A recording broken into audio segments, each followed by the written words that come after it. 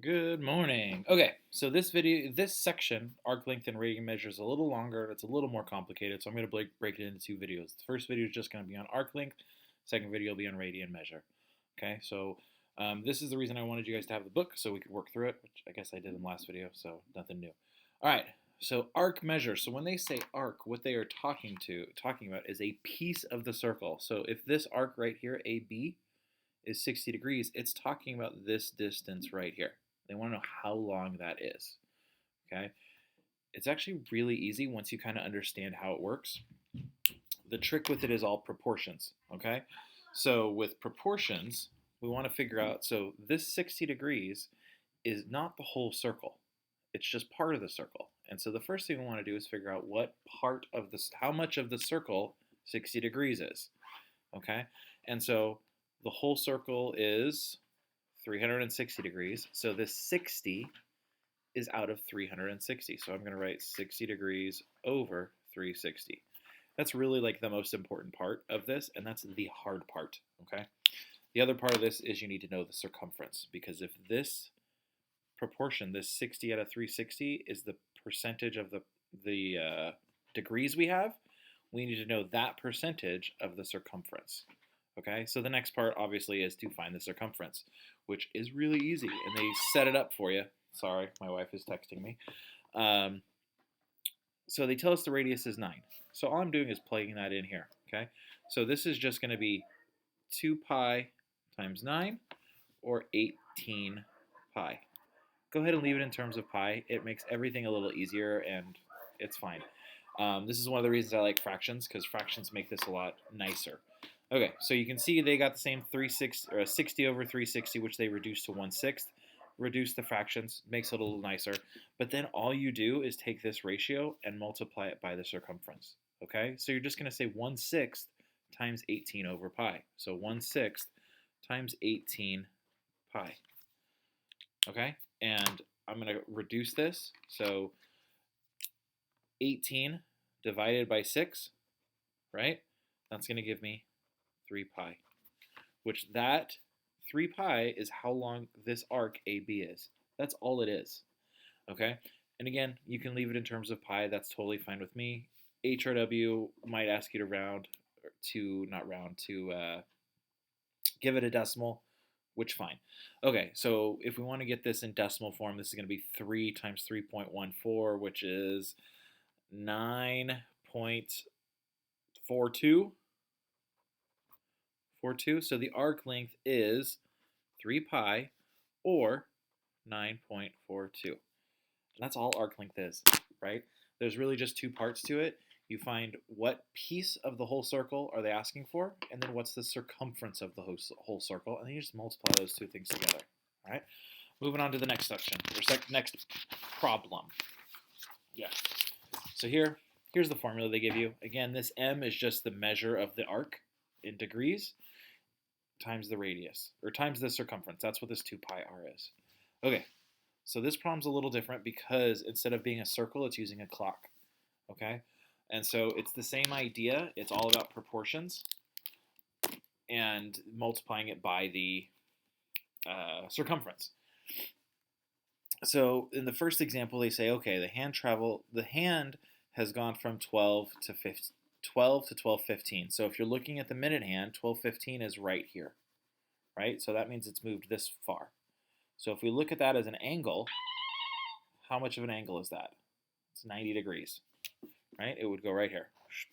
That is a 90-degree angle. So if I want to figure out what percentage this arc is, I'm going to say 90 divided by 360, which is going to be 1/4, right? 90 divided by 360 is 1/4. You can see over here they don't do it in terms of degrees. They say 15 minutes out of 60 minutes. It's the same thing. It gives you that same proportion.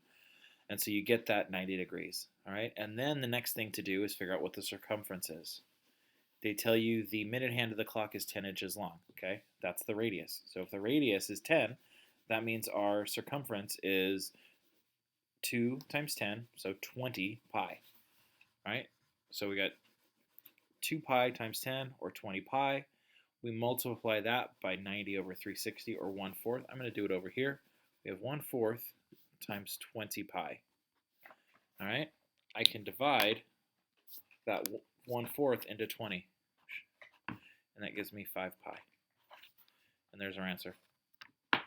Again, pretty easy. That's all this section is. It's just you need to do those 2 steps. Find the how much of the angles we're using, what percentage that is, set up that proportion, and then what the circumference of the whole circle is. Okay, so let's work through this problem. So it says the minute hand of a clock is 6 inches long. Okay, so that 6 inches tells us what is 6 inches. It's the radius. Just like the last one was 10, this one's 6. Okay, to the nearest tenth of an inch. Okay, how does travel from 12 to 1230? Okay, so 12 to 1230 is going to go from here all the way to there. So how many degrees is that? Or you could do 30 out of 60. I'm going to stop for a second, give you a minute to pause the video and work through the rest of this problem. Try it on your own, and then unpause it, and we'll work through the rest of it. Okay?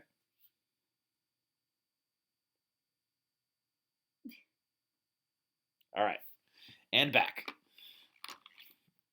Okay, so we have 30 over 60, or again, 180 over 360 if you went that way. That reduces to 1/2. So the central angle formed is 1/2 times, oh, they're doing all this mess. Okay, so anyways, they're doing all this mess. They're going to say 1/2 times 360, which equals 180 degrees. So we know our degree is 180. You don't need to do all that. That's whatever. You get, so this part is m over 360 times, and this part is times 2 pi r. That's the formula, right? We want to do times the circumference, so you can say 2 pi r. Or if you want to jump ahead, you can jump ahead and plug in the formulas. So again, sometimes the book takes you through baby steps. You don't always need to do the baby steps if you understand how it works. So right here, we already did this. We said this was 180, right? And what was the radius? The radius was 6 inches. So 180 times 2 pi to 6. And what we did here was we substituted 6 for the radius and 180 for m. All right? And so this gives us 180 over 360, which is 1/2, times 2 times 6 is 12 pi. So again, we simplify this. I'm going to divide that 2, and we get 6 pi. Okay, so now we know all this works out to 6 pi. Okay? And then if they ask for that in inches, well, I'm going to cheat a little. So 15.7 is 5 pi, so that means I can add 3 to that. So it's going to be 18, and then 0.7, I'm going to add 1/4, so 18.84, something around there. And then they ask for that in inches. The length of the arc is about 19 inches is what I'm going to say. So I round up. It's close to 19. Let's see, and I believe that is pretty much it. So they do this section. Oh, I dropped all my pens. Okay, investigating arc lengths and concentric circles. It's all the exact same thing. It's just doing more of it, okay? So I will post a picture of this in a little while because I'm not going to walk you through it. I don't want to lose you. But that's it for this, okay? And then the next section is converting to radian measures, which I'll post a second video on that in a little while. All right, hope you enjoyed the video. Again, leave me feedback. Let me know if there's anything I need to do to change, if this is working for you or not. Okay, thanks, guys. Have a good afternoon.